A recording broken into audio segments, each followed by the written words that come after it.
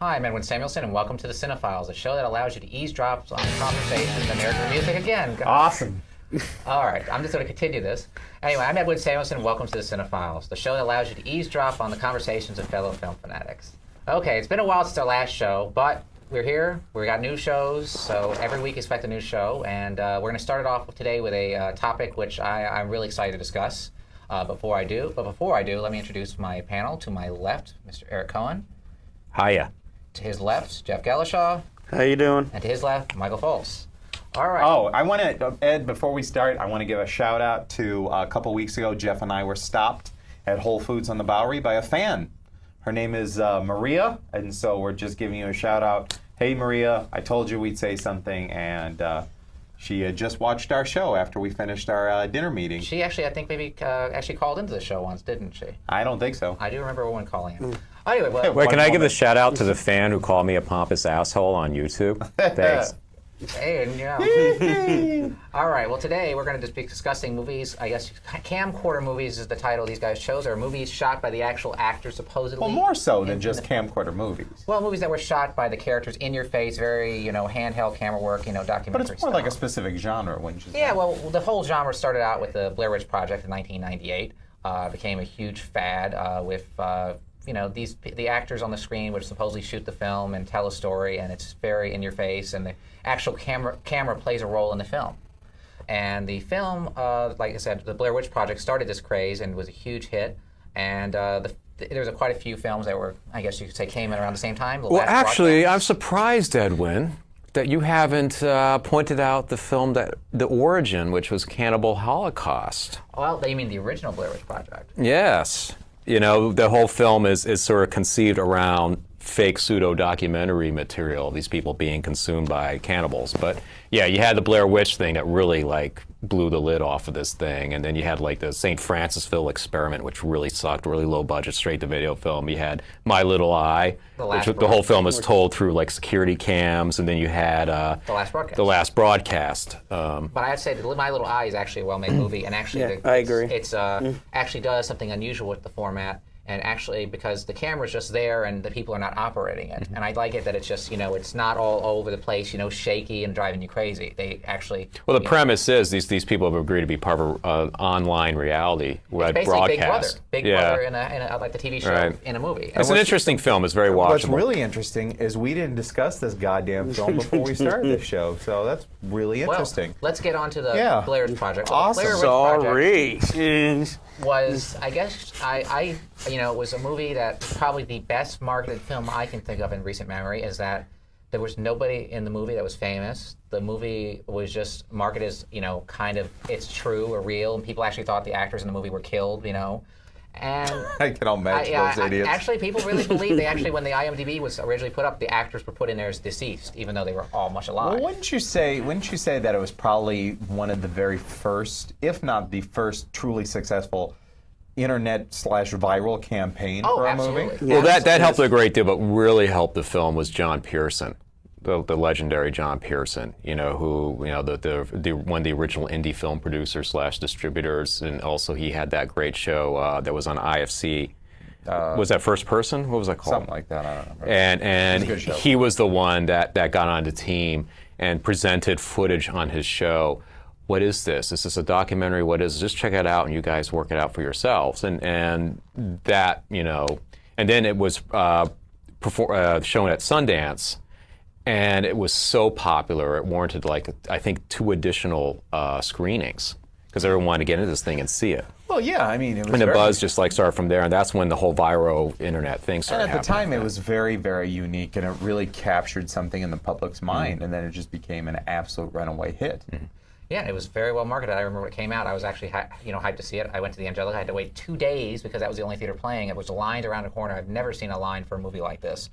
I go in to see the movie, and wow, was I let down. In fact, my wife and I basically barely made it through the movie because we were exhausted and bored. Why was that? I thought it was a very poorly made movie. That the whole movie is, I think you agree with me, it was all improvised. There was an outline where the actors followed the outline, and then they would just act it out and try to do real So you thought the acting was bad? I thought that the actors that they chose didn't have any improvisational skills. They were very boring people. I didn't like the characters. I was glad when they all died. In fact, one of the characters... Spoiler alert. Does... Well, they actually say that. They said that's I don't think there's a person in this planet that doesn't know what happens at the end. Just in case. Don't forget the trailer even says just in case we've reached a lot of retarded kids born after 90. Well, I'm gonna sort of agree. There are fans too. I'm gonna sort of agree with Edwin, sort of disagree with Edwin. I think what happened to the film was that it was hyped in such a way that people expected to see a film that it wasn't. In fact, I remember one friend of mine complaining, "We never saw the Blair Witch. We never saw her." And it's like, well, that's not the film it was supposed to be. Me.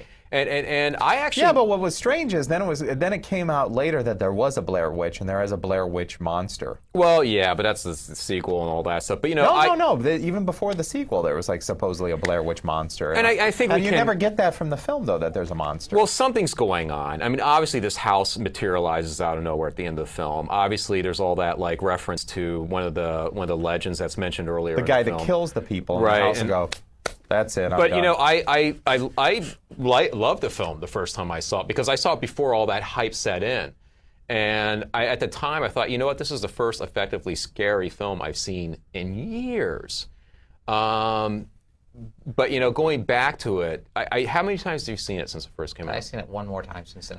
I actually thought the performances were very realistic. I thought they handled improv very, very well. That's the problem. I just thought those people... I thought there was stuff they did that very low budget, on the cheap, that was effectively chilling. Pretty original idea. Pretty original. I thought it worked for what it was. If you just went in there not expecting like a monster film. I wasn't expecting a monster film. I was just expecting something different. I mean, people didn't have any improvisational skills. I disagree. And also, one of the characters, I think you'll agree with me on this, Jeff, does something very, very stupid in the movie where there's a map that's involved and he gets tired of it, so he just decides to throw it away. He doesn't throw it away. Yes, he did. He said, the map, I threw it away because it didn't... No. He gives the map back to... One of the creepy things that happens, one of the first initial things that, wait, what's going on here, is that he gives the map back to the girl, and then later on, they can't find the map anymore. Actually, you know what they reveal in the extras? You know what happened to the map? They gave it to a bunch of time-traveling midgets that were running away from God. Oh, God, that was just such a good one. I don't even get that. But, I thought it was one of those things where, like looking back on it, the pseudo-documentaries that followed it were better, actually, and more creepy.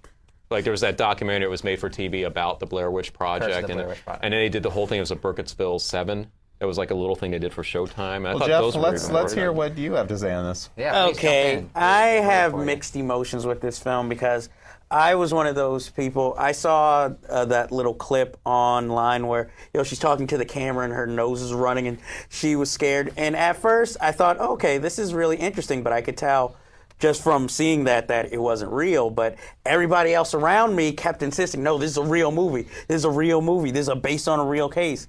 So, I relented and went to see it, and I had the same, I guess, feelings that Edwin did. I was bored I'm not a big fan of shaky cameras on the big screen, but I didn't think the acting was as bad as you thought it was. I thought they worked well considering a lot of them this was their first film work, so it didn't bother me, but I just really wasn't interested in the movie after a while.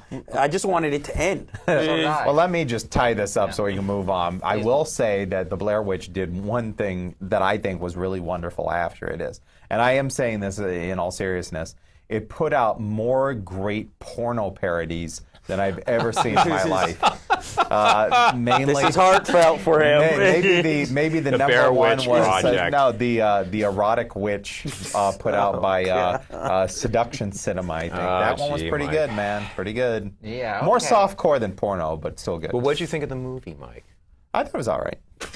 Okay. Thank you for summing it all up. Okay, that was positive. Okay, well. But that didn't, Ed, it really didn't start like any major mainstream trends until much later. Well, no. There was a film called St. Francisville Horror, My Little Eye, blah, blah, blah. Well, they tried to be mainstream, but they weren't quite catching on. There's a lot of films that ripped it off, but nothing. They didn't know. Here's what happened: is after the first Blair Witch Project came out, everyone saw the hype killed it because there was a lot of backlash. They made a sequel which made no money, and it sucked. It sucked, and it almost ruined Joe Berlinger's career. And it died and no one else wanted to see these movies anymore. But there was some interesting nudity in there. And also, everyone thought, oh, this is a cheap way to make films and try to make a quick that. buck off of them. And Yeah, well, it took 10 years, almost Yeah. 10 years for it to come back, the style of filmmaking, and actually we've seen a resurgence of it lately. And let's get into our next film. And actually, it's a very big movie, actually, one of the biggest, I believe, of the year, which is Cloverfield. Cloverfield, of course, also takes a very similar approach with an unusual, I guess to say, an approach. This time with a supernatural, well, not supernatural. Would you call it extraterrestrial monster? Could be a supernatural. Could be a. it's a homage to the monster. It's range an, film. it's an ambiguous I wouldn't read into origin, it anything. basically. Basically it's Godzilla, but from the point of view of the little guys. Yeah, and it's all shot, of course, by one of the actors. Actually, is staying at, or one of the people is going to a party, and of course, a meteor lands, and then a monster is unleashed, and of course, Here in our city. yeah, he takes his camcorder, hits the streets, and tries to save his life with his life of his friends. This one was written by and produced by J.J. Abrams and directed by one of his friends, and was a huge hit last year. It's a great way to This save year. money.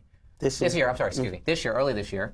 And made almost $100 million, a little bit over maybe, and there's already a sequel in development. This one actually got a lot of complaints from people, in fact, because of the camera work. In fact, there were signs posted at movie theaters telling people to beware because it was like, I believe a roller coaster was the term they were using, vertigo.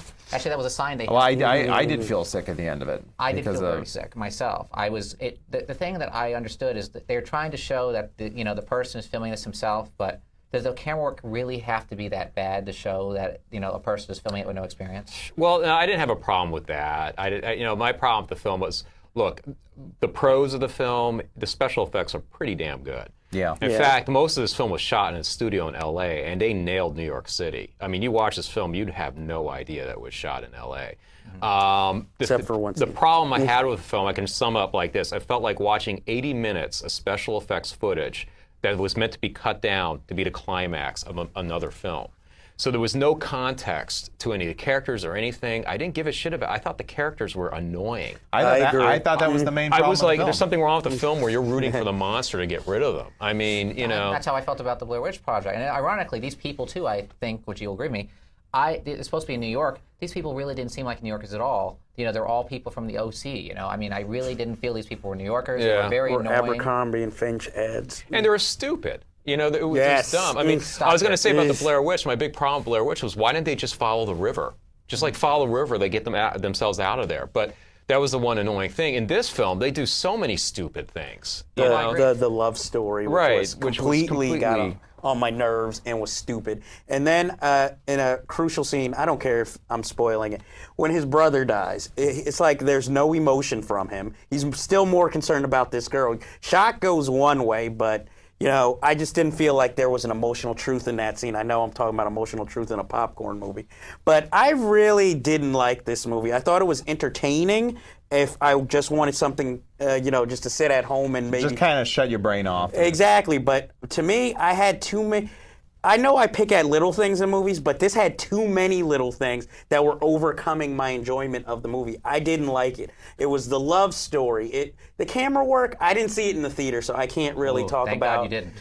No, Well, I was going to to say, this irony is that this is a film I'd recommend seeing on a big screen because I can't see how it would work on a small screen and be that effective. Yeah, but I mean, between the shaky camera work, the stupid characters who I didn't care about, and I mean, one thing that was personal to me that I'm sure, not anybody cares about, but I'm tired of seeing in movies whenever the city goes down and there's looters, why is it always blacks all around? Because I was like, okay. I did see a couple white looters. Yeah, there was like one or two, but I'm like, this is more of a upper east or west side. This was more of a white neighborhood. They weren't. Those were the white people were not looters. They were actually searching for food. While the black people Oh, were of looters. course, as always. So that They're also looking for bothered cell me. phone batteries. That was a big plot hole, wasn't it? That's one you got to agree with me on that one, Jeff. Oh, the camera that never ends, Ends, the yeah. tape that never ends. Exactly. Even if it's on Though they EP. did have, the one thing I did like about the film is they figured out a way to have backstory by having the tape cut The back to pauses what was between the originally on the tape Yeah. that was being recorded over. But outside of that, it was like, but it didn't matter because you didn't like the characters. No, and there's that big plot. I mean, I gotta tell you, say this stuff. The thing that made me angry is that there's a scene where he goes to get a cell phone battery, right? You could have written in there really easily for him to get a new camcorder battery and tape. Didn't do it. There you go. Mike, what did you think of the film? Well, I agree with pretty much everything you guys said. A couple other problems that I had is, one, I fucking hate that ambiguous, dumbass title, Cloverfield. It's like, oh, it's going to trick everybody. I don't like that. Yeah, I don't expect Monster Destroys Manhattan. I don't want to see something that stupid, but something a little bit better than Cloverfield. Also, this was one of those things that really annoyed me at the end, is this monster, which is a very unique-looking monster, very, very strange-looking. It's not like Godzilla. It's not a big fire-breathing lizard. It's a very strange thing. It's got, like, no legs. It pulls itself by these huge front arms. It's got these like bizarre like breathing bubbles on its head, and it's enormous. I mean, it's knocking down skyscrapers. Okay. It's normal? No, I said it's enormous. Oh, it's enormous. So you have this creature that is knocking down skyscrapers, and at the end, somehow he notices one little fat guy with a camcorder in the park. Yeah. He's knocking down skyscrapers, but he notices a fat redheaded guy at the end. Oh yeah, he was with a following these camcorder. characters throughout the entire film too. Yeah, That's what cracked me. yeah. So I don't know what the hell that was all about. And the one person I did like, which was the kind of the goth girl that HUD was following around, The one with the Garfield and comment. she gets killed. Yeah, I liked her the best, and they killed her. Well, I can say. I mean, the creatures, the little satellite fish that come off the creature, the spider crabs. That was a really kind of cool little creature and cool idea. Yeah, I like to that. I have thought that was the best scene was when they were in the subway tunnel. in the subway and puts on the infrared goggles. It's basically the monster is Or use the a infrared, hybrid of all these different monsters from camera. various monster movies. You know, Godzilla on, but It was a very enormal film. it's unusual. It's unusual. All right, well, let's Next. get on the next one. Okay, well, George Romero, as you know, is best known for Night of the Living Dead, and this time he actually creates a new film in his series, and this one is entitled Diary of the Dead, which takes a very similar approach to the zombie genre. It actually takes the in-your-face. Wow, George Romero doing a zombie film. Crazy. Right, he's the godfather of zombies. Crazy. Diary of the Dead was his follow-up again to the last film in the series, which was Land of the Dead, which we previously discussed, and you can see it on YouTube. This one I was kind of, I don't know, I was mixed before I saw it, but when I saw it, I was surprised. I thought it was flawed, but yet I still enjoyed it. I did like the approach that he took with the person actually filming it, making a movie. So the person's a professional filmmaker, and it's not all over the place and giving you a headache like the other films in the series. I mean, not series, but the other films we're talking about. I would today. like to just say that it's been a long time since I've been in, watched a film where I'm browbeaten from the minute I put the disc in till the end of it. That's one of my problems with it. Browbeaten constantly. Also, George, okay, we get it. You don't like running zombies. You don't like your remake of Dawn of the Dead because you didn't have much to do with it. You didn't like 28 Days Later. So you get that screed out of the way twice in the film. Zombies can't run. They're undead and their ankles will snap. Well, zombies just don't rise up out of the ground either. So, George, stop making movies with zombies. Zombies in Pittsburgh. I still like the movie. I mean, I do agree with the browbeating, but not with that content. I agree with it with the political content. I just felt he wanted to get from behind the camera and going, people, this is what I'm trying to tell you. The media is evil. It got too much. Yes, he needs to stop being a college professor. Yeah, I thought the movie sucked. So did I. I thought it sucked. I thought that he didn't fulfill the conceit. The whole film was about trying to the modern sort of documentary, so to speak, where you're uploading content to the internet so people can catch web streams. Then that's how the film should have been presented, not as a movie and a particularly well shot film at that. Which I'm sorry, if you're running from zombies and the whole world's falling apart, your film's not going to look that slick. Well, also, what we're supposed to watch is his girlfriend's documentary about this whole thing that they were trying to do. And if that's the documentary this girl came up with, it's a pretty shitty documentary. It wasn't even a good documentary that was a conceit. Also, your criticisms of Blair Witch about how they were bad improvisational actors, not once did I believe that these were real people. I was always conscious they were acting the entire time. There was no Once naturalism again, it's at like all. a trend. There's Once only again, you one have thing I liked characters you about don't this give a film. shit about. There's like one thing I liked about the film, that was the Amish character. Yeah, and Samuel. and why kill him off? They should have it would have been interesting to see how his values change as this I think this they only progresses. killed him off to do a cool death scene. with the Yeah, sign and it was back and then. it was like, and that took you away from the film too. If it's supposed to be this like everything's like shot as it's happening, these are supposed to be real people, and it's not a fictional narrative, then you don't do the big money moments where you have to show the guts falling out people's stomach or the guy taking the scythe and shoving it through his head because Or the head dissolving. because you're looking at it, you're thinking, makeup. There's some great stuff in there. The opening is awesome. One of the best openings to a horror film. There's some other problems. Like, okay, I can understand fighting to survive, but all these people become like weekend warriors all of a sudden.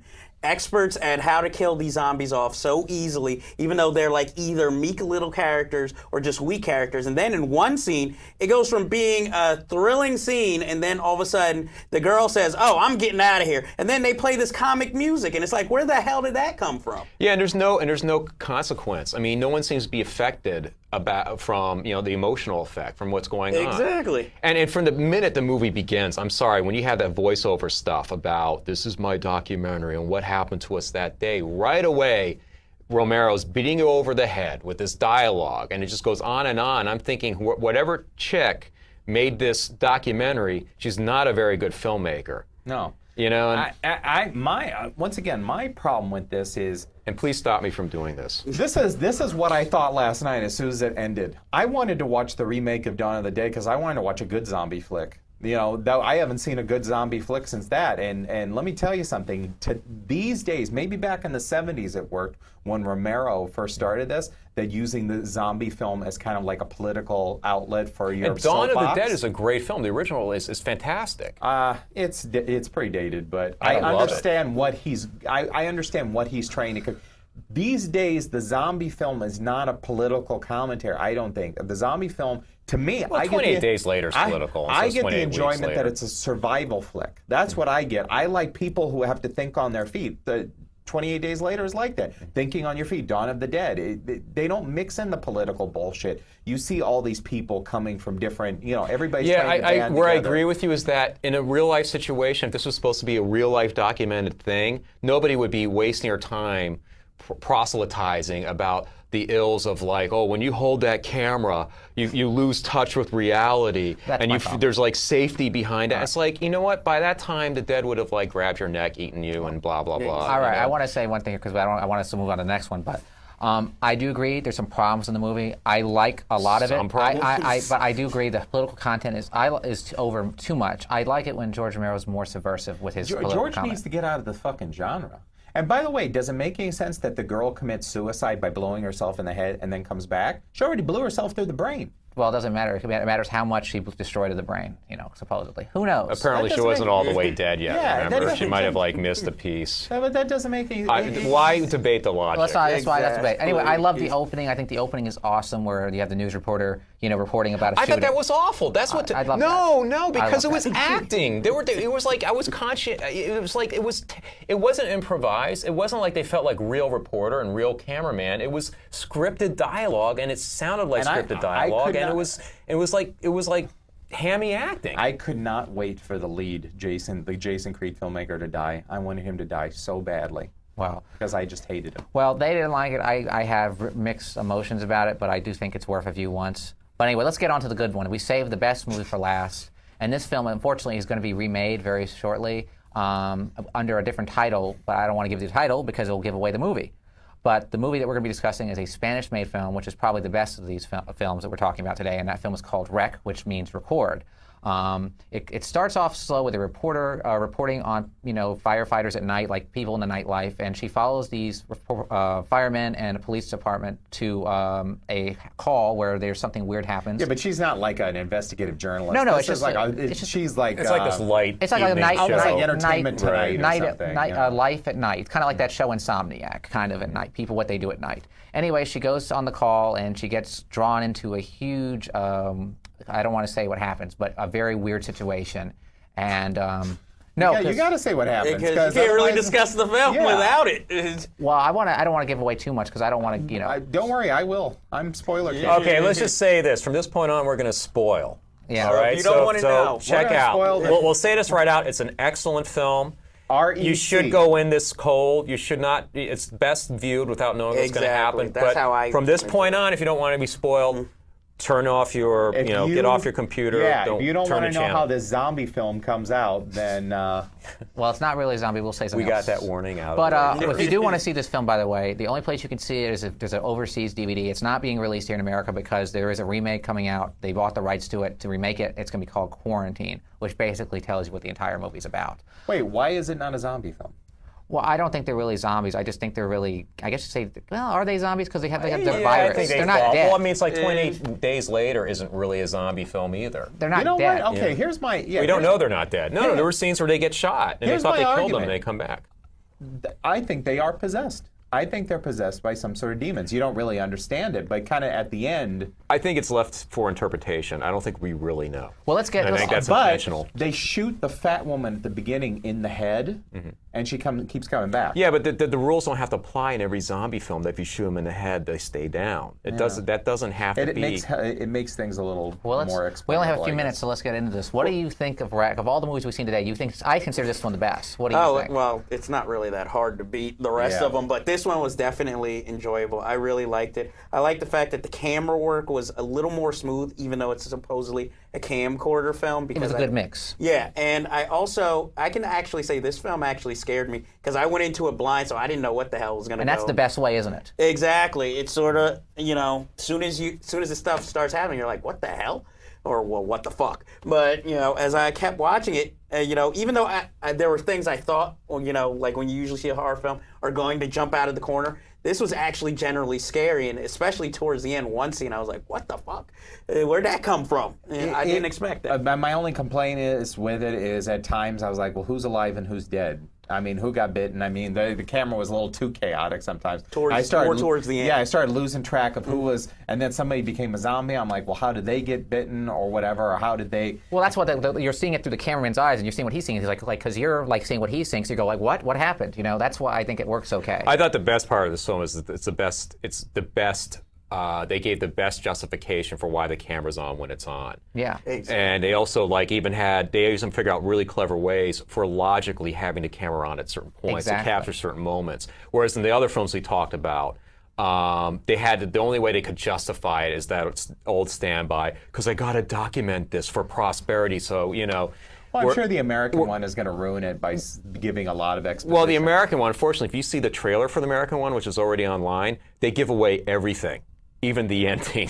So don't watch it. So don't. The ending is incredibly creepy. And it looks like a shot-for-shot remake. It's some of the scariest. Incredibly It's one of the creepy. scariest movies I've seen in quite a while. I want to find out how that filmmaker got a hold of that old woman at the end, or whatever. I guess that was an old woman, because that's like one of the skinniest looking people I've ever seen, and that thing was terrifying. That's one of the most terrifying movie monsters I've seen. Is that last old woman? She seemed like almost like a patient zero or something. Well, it's well lit too, and the thing I have to give credit, we were talking about criticism about the other films. The one thing I think we can all agree on, this one has the best acting because these people, I believed every one of them. I really did. Well, I thought it was, For the was- situations. It balanced that fine line between being a good movie acting and good improv acting. It's a fine line because where I would agree with Blair Witch that it dragged on the idea that the camera had to be on all the time when you hit situations where I'm sorry, you're just going to have to. That's my biggest problem with Diary of the Dead. I'm sorry, but there's a point where that dude has to put down that camera and help somebody. In this film, they justified a lot. I mean, there's even a point where the cameraman's like, "Oh shit," and puts the camera down to help somebody. You see him in the frame. So Yeah. everything that happens seems to be motivated naturally. It doesn't seem forced. But I did really like, and it is very ambiguous in the film, but I like the idea that it's demonic possession that's causing these zombies because we haven't seen that since Evil Dead 2, and we haven't seen but it you're since talking a lot of about the you're Italian... but right now you're imposing your interpretation. I on it. am, no, but I'm just saying But it is just the audience should ambiguous. be aware that that's to be interpreted. That's I'm not. just saying I like the idea of Right. it. Well, look at the bright because thing. it's original. That Or film, you can not actually. been done for a while. That film, you can actually come up with your own conclusion. Not many Yeah. films do that. They always. I think have what's to explain original it. about it is that they don't explain it, and that you just have to draw your own conclusion about And I what like happened. that. And I like that. Most films today have to explain it for everybody because they're not smart Like enough to come up with their Romero own likes ideas. going, the dead are rising again, and that's it. I Or 28 Days Later gives you a very solid explanation. This is something created in a lab, and now we And it's have more rage. disturbing because of that, because you're just like, what the fuck? What Well, just you expect happened? one thing, but then you find all this stuff that this priest has collected, and you're like, that. I love the idea of having your conventions and your sight of the way things are just kind of turned around a little bit, and thought, wow. And then you have this patient zero at the end, and you're thinking this is like some sort of demon almost. And I love the idea of how the virus came into the building with the dog. If it is a virus. It is a virus or whatever. I love that. And let me tell you another thing I like too. This film reminded me a lot too, where the director obviously loves Rosemary's Baby, because I felt the way that they showed the apartment building, you know, the neighbors all knowing each other. I really felt that this person definitely has watched Rosemary's Baby quite a few times. To me, it's what happens if zombies were in Rosemary's Baby, really. Or the Sentinel. Oh, actually, that's another good example, because the Gothic look. The building actually is a character itself, if you ask me as well. The hallway is very narrow, and it's definitely the best horror film I've seen in quite some time. I love how they just like go for broke too, because anybody can turn in this film, and you know, from a little girl to you know nice, kindly old people. I mean, it's just like anybody is up for game. You know, anybody could die. But it also did something I noticed that a lot of modern filmmakers tend to do, which is this film, it didn't show as much violence towards women as a lot of modern filmmakers love to do, because even when other than the old woman who, you know, they just pummel, when the woman who's handcuffed to the stairwell is attacked, they don't show it. When the little girl attacks the mother, you see the bite, but once the little girl goes up, you don't see anybody catch her or anything. So I appreciated that. Yeah, it wasn't like a showcase to show off gore. I mean, it's a gory film. Yeah, but it's like it doesn't gratuitous. take you out of the film. It's not like Diary of the Dead, where you know they had the Amish guy go like this, you know, so he could spear his head and spear the zombie's head. You know, it's just like, okay, come on. Well, you'll be happy to know the film did very well over in Spain, and there is a sequel being made by the original team. So I'm actually going to look forward to this, because these guys who directed it obviously have some talent. Well, who's the clown directing the American remake? It's a guy who did another pseudo-documentary film that's coming out soon called the Poughkeepsie Tapes, actually, which has gotten mixed reviews. Yeah, but that's another. so nice to see he's Yeah, stretched. Yeah. That's why they got him to In do one this. more film, and he'll be like Romero. and I believe it stars that Jonathan, what's his name, Kristen Applegate's ex-husband. Jonathan Shake. Yeah, Skady or yeah. whatever. I guess he'll be the reporter or the cameraman or something. But yeah, I could definitely say. And the chick from the TV series on Showtime, the serial killer series. Dexter. Dexter. The actress that plays his sister plays the reporter. Okay, I'm already not watching the movie. Well, that? Oh, I think she's hot. Jennifer Carpenter. Oh, she's fucking hot. But I just don't like her acting. She's fucking hot. Well, anyway. Okay, I'm glad you think she's hot. Rec, I think we can all agree Rec is the Hey, best. at least it doesn't remind me of porn films, you know, that All right, well. If there was gratuitous nudity. Okay, I Rec think we would can all be agree, there closing it already. out. Rec is the best film today. What would your second choice be? I would say definitely Wreck. I would say Blair Witch maybe second. Cloverfield, Diary of the Dead. I agree with Eric's. I agree with these two. I'll say Rec is number 1, Diary of the Dead is number 2, Cloverfield is number 3, and Blair Witch Project is my least favorite. But if you can find it, My Little Eye I was actually going to say that. definitely is See, a very My Little Eye. interesting film. And it has Yeah. nudity. And it's a very good surprise at the end. It's not just like one of these things. It's like, oh, I saw that coming a mile away. One last question to you guys. Do we really need to see any more camcorder horror films? I don't want to see any more. I really don't. But that's a good one, actually. If it can come out as good as Wreck, I don't mind seeing it. Yeah.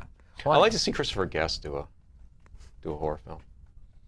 That would be actually pretty funny, maybe. You know, with his usual cast of characters. That'd be interesting. Well, anyway, that brings this show to a close. Anyway, I'm Edwin Samuelson, and this is the CineFiles. Be sure to check us out on YouTube and MySpace, which the addresses should be below. Feel free to comment, send your ideas for shows, and hopefully we'll see you on the next week's show. Thank you. Send your ideas for shows. We ain't going to use them. Yes, we will. Oh, we never use them. We never do. We Yeah, got all the we suggestions on ignore- YouTube. we enjoy Everyone's our like, fans. Do a Tim Burton show. When are you going to do a Tim Burton show? We have people suggesting shows all the time. We ignore you guys. We're sorry, but we just do.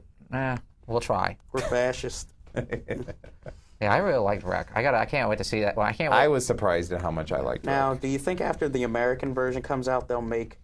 Probably. Okay, because... About a year.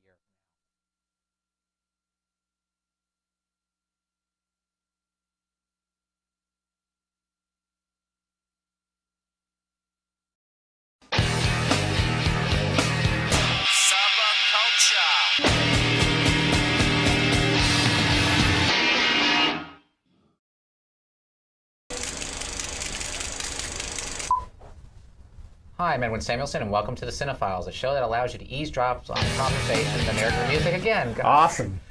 All right, I'm just going to continue this. Anyway, I'm Edwin Samuelson. Welcome to the CineFiles, the show that allows you to eavesdrop on the conversations of fellow film fanatics. Okay, it's been a while since our last show, but we're here. We got new shows, so every week expect a new show, and we're going to start it off today with a topic which I'm really excited to discuss. Before I do, let me introduce my panel. To my left, Mr. Eric Cohen. Hiya. To his left, Jeff Gallishaw. How you doing? And to his left, Michael Foltz. All right. Oh, I want to, Ed, before we start, I want to give a shout out to a couple weeks ago, Jeff and I were stopped at Whole Foods on the Bowery by a fan. Her name is Maria, and so we're just giving you a shout out. Hey, Maria, I told you we'd say something, and she had just watched our show after we finished our dinner meeting. She actually, I think, maybe actually called into the show once, didn't she? I don't think so. I do remember one calling in. Anyway, well, Wait, can I give a moment. shout out to the fan who called me a pompous asshole on YouTube? Thanks.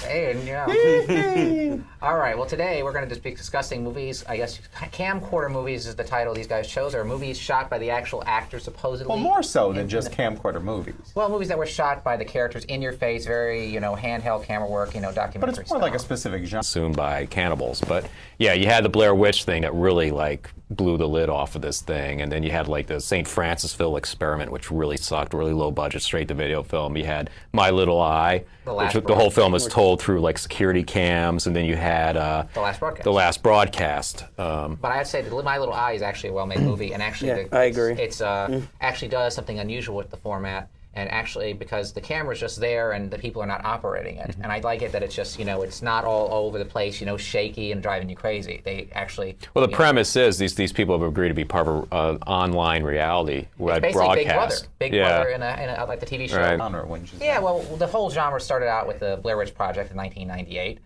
Became a huge fad with... the actors on the screen would supposedly shoot the film and tell a story, and it's very in your face, and the actual camera plays a role in the film. And the film, like I said, the Blair Witch Project started this craze and was a huge hit.